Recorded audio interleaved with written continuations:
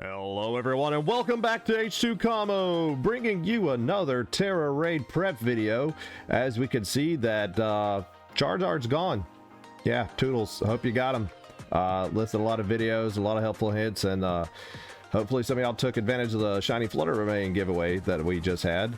But let's get into talking about how to handle these guys for a second. First off, Daily Bird, I want to go ahead and announce this. I went ahead and made a video that involved the battle team that involved Daily Bird, which you can see in the upper right hand corner. Go check it out.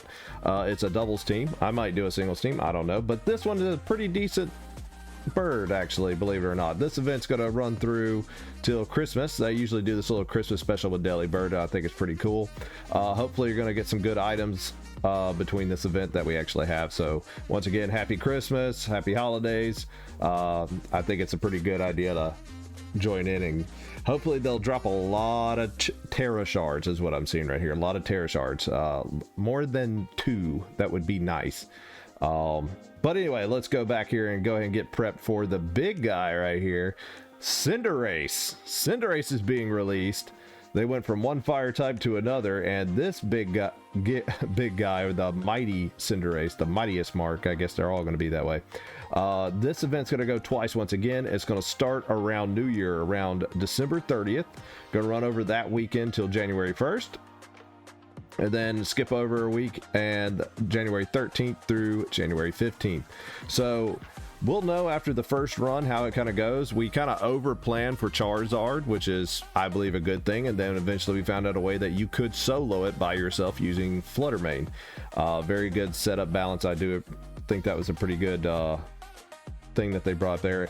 The reason why they're doing this one is because of the Year of the Rabbit. I see that now that they actually have. But this guy is a formidable foe. If you know anything about Gen 8, at the very beginning, this was one of the top running Pokemon you saw on almost every battle team. One reason why, this ability right here, Libero, I can't pronunciate it very well, basically changes the Pokemon's type to the last move used. This is going to make this raid a little bit more unique. I don't want to say it's impossible, but until we see one playthrough of how its moveset's going to go, then we can kind of predict at which direction it can change to. But pretty much what this move does, guys, is change whatever type it is, whatever move. Let's say it uses the move Fireball or Pyroball, that it's a signature move. It turns it into a fire type.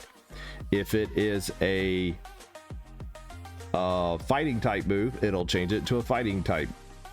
It's just that simple. So it's going to be changing its type. And now I do understand this, that it's not going to be that difficult in terms of its weakness, because the Tera type supersedes the weakness. So it's always going to be a fighting type, but it's going to be gaining stab boosts. So all these extra moves it's going to get, and we'll even look at its move pool really quick to see what it's talking about. Just note it's going to hit a little bit harder. So very important. Let's take a look at its stat line here. It's mostly going to be physical. I will say that there's probably one move that is special, which is going to be Electro Ball, but we have a way to deal with that, and I'll show you what I'm talking about here in a little bit. But do realize its weakness is going to be fighting type. In fighting type, we're looking at Psychic, Fairy, and Flying. These are the main things that it's going to be weak against. So it's going to be a physical attacker. It's going to be very fast. So it's probably going to move quicker than anything else. Its move pool is very various here. If we take a look at it, obviously fire is going to be the main thing that's going to have. Bounce was a big thing that it actually had. I don't know how that's going to work, but if it does bounce up, I guess defense up is a good way to go. Pyroball is its signature move. It does get Sucker Punch, and that's the only way, one of the ways it could turn into a dark type. I have a way to get around that, and I'm going to show you what I mean. Some of you might know what I'm already talking about. High jump kick will be something else it has, assuming it will hit. There is a way, probably could lower its accuracy to make sure that it doesn't get you. Sword Stance, Shadow Ball, it could do a lot of things. It has a lot of moves that which it could do. Totally forgot about Shadow Ball that it actually had, but mostly looking at the physical side. So once again, it's going to get stab boost for all these moves. So it's very hard to come up with a defense to go up against it. So I'm going to tell you, there's not really anything that's not very effective against it, but normal effect is what you're going to get. So which means you're probably going to need at least one Pokemon on your team that's going to be defensive, and the others being offensive, kind of like the last videos that I did cover previously. All right, so here we're part in the video where I'm going to bring you up some suggestions and see what you think. Just let me know in the comments below what you think. You know, what is your suggestion? What do you think you're going to run with? And I'll be honest with you, you could bring in your fairy types, just like last time, Fluttermane. I think it's going to be a possibility, but I do think it has a weakness to a lot of the moves that it could have. So, I mean, yeah, the ghost type is really great against the fighting type attacks that it may have. It's immune to it. The problem is, though, this thing is more of a physical attacker. So the whole setup that you had, if you had a high defense, or I'm sorry, high special defense Fluttermane, it's probably not going to be as much useful in this game, this round of events. Gardevoir is a good suggestion I'm going to go with here, and its moveset, I would say, you know, build it. Probably want to build it more defensive than what you see up here, probably 252, and build bold nature instead of modest. This is just a setup that we actually had on the last go, so let me swap that around. I think it's a pretty good setup, as you see here. I think it could survive some attacks. It's got a very good open move pool if you want to try these different things, but Moonblast, definitely Reflect. It gets Reflect. So I'd say you may want to consider dropping the Expert Belt for a Light Clay. Very good possibility to help you out.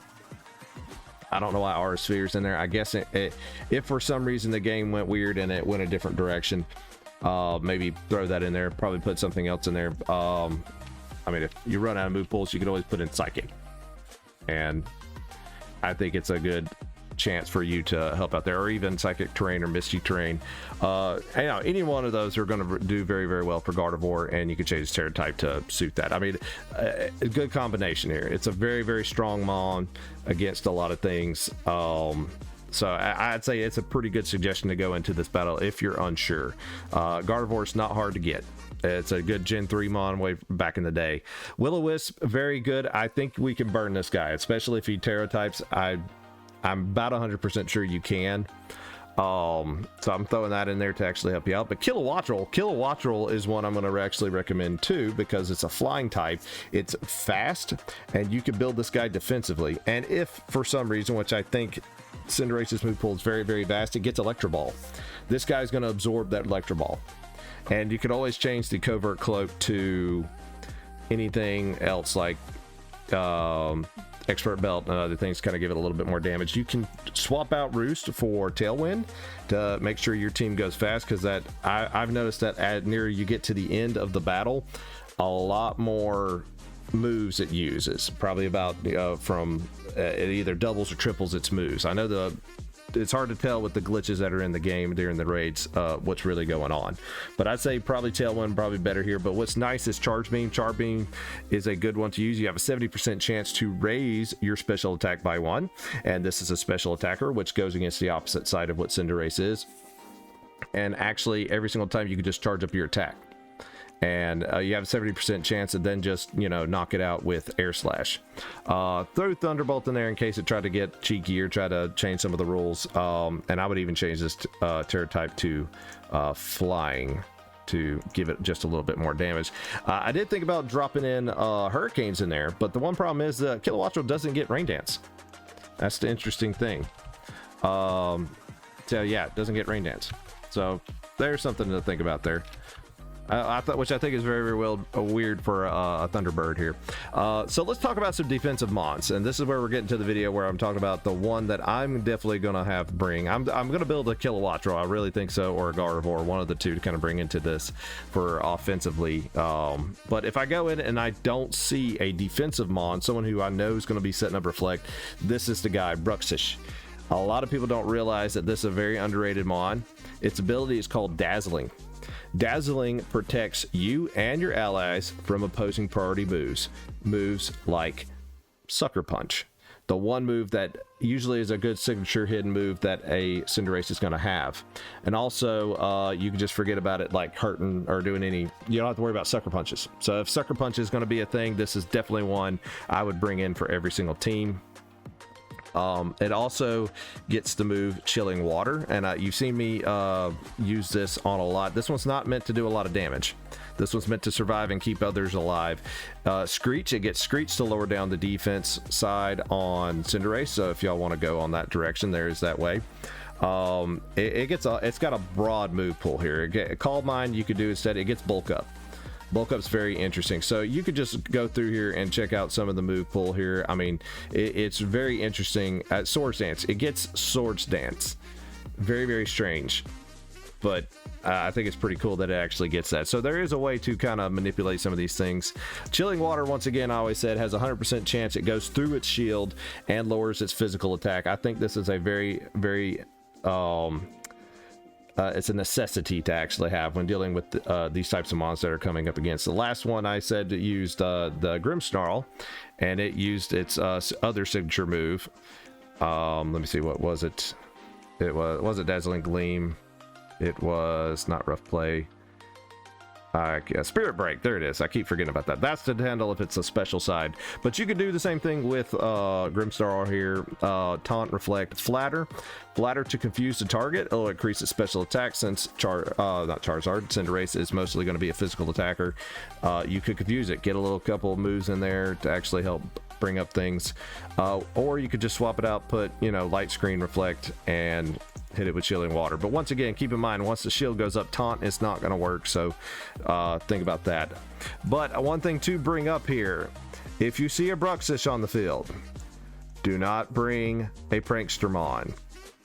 You will not be able to move at all in terms of the other things. So once again, you see one of these mons on the field, these are, I mean, these two guys are your Prankstermons that you're going to have here. And I did decide trying to build this one too, that pretty much the only mon that can actually resist everything that Cinderace has. Cinderace doesn't have not that I know of, I couldn't find a fairy type move. So this is pretty much the only thing that Sableye is really weak to, is just a fairy type move. But it can bulk up, it can Drain Punch, take it out that way. I think it's a really good way to see just a whole army of these things. But once again, if you do see a Bruxish on the field, do not, and I repeat, do not bring a Prankstermon unless you change your ability out from Prankster to something else, like Frisk or Pickpocket, which then, you know, it's like, well, what's the point? Keen Eye or Stall for this other. Just keep that in mind going in, because if not, then you're gonna really kind of well, screw over a lot of people on your team, and you're gonna be like, oh geez, now I gotta wait a whole 2 to 5 minutes till the match is over. So once again, bringing up this same kind of build for Sableye right here. Will-O-Wisp, bulk up, Reflect. This is a good way to kind of actually survive. I think this is a pretty good one to actually kind of have on the side and really keep people alive. So once again, guys, thank you so much for watching and the support in the previous videos that you had. I just want to take a moment and say that it really means a lot to me. A lot of people have come in and checked out the videos, and it just motivates me to try to do better. And let me know what you think in the comments below about another giveaway you would like to see coming up. We just did Shiny Fluttermane. If you want to see that one again, we could do that one again, but I'd like to try to mix it up a little bit and try to help out people where I can. So if you will, please leave a comment below. Thank you so much for watching, and until next time.